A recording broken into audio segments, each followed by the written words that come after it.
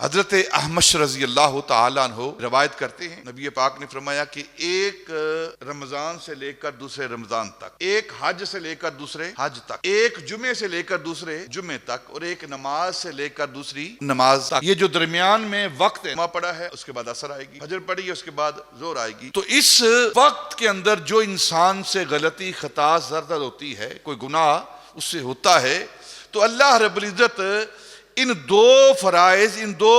اوقات کی وجہ سے جو درمیان میں گناہ ہوتا ہے وہ معاف فرما دیتا ہے۔ اس کا مطلب یہ نہیں ہے کہ انسان پھر اس کے بعد بھول جائے، گناہ کرتا رہے کرتا رہے کرتا رہے، اس کا مطلب یہ نہیں ہے، یعنی انسان سے گناہ سرزد ہو جائے غلطی سے، جان بوجھ کر نہیں۔ دیکھیں نا، کوئی یہ شخص کہے کہ چلو آئندہ رمضان مل جائے گا یا آئندہ نماز مل جائے گی، لہذا اس کے دوران جو ہو سکتا ہے گناہ کرو۔ اس کی مثال حضرت مولانا روم نے یوں دی ہے کہ کسی انسان کے پاس ایک مرہم ہو، کہے کہ میرے پاس مرہم ہے، اب وہ آگ کے اندر ہاتھ ڈال دے کہ میرے پاس مرہم موجود ہے تو لگا لوں گا، تو کوئی بھی عقل مند انسان آگ میں ہاتھ نہیں ڈالتا کہ میرے پاس مرہم موجود ہے، بس غلطی سے اس کا ہاتھ جل گیا ہے، آگ کے انگارے کے ساتھ اس کا ہاتھ لگ گیا ہے تو جل گیا ہے، جب غلطی سے جل گیا ہے تو اس کا علاج کیا ہے؟ مرہم ہے۔ بس غلطی ہو گئی ہے انسان سے تو اس کا علاج کیا ہے؟ دوسری نماز ہے، ماہ رمضان ہے، حج ہے، اور اللہ کی بارگاہ میں توبہ ہے۔ ایک وقت کی نماز اور اس کے درمیان وقفہ، اور ایک حج سے دوسرے درمیان کے وقفہ، اور ایک رمضان سے دوسرے رمضان کے اندر جو وقت ہے، یہ اسی مرہم کی طرح ہے جس سے غلطی کے ساتھ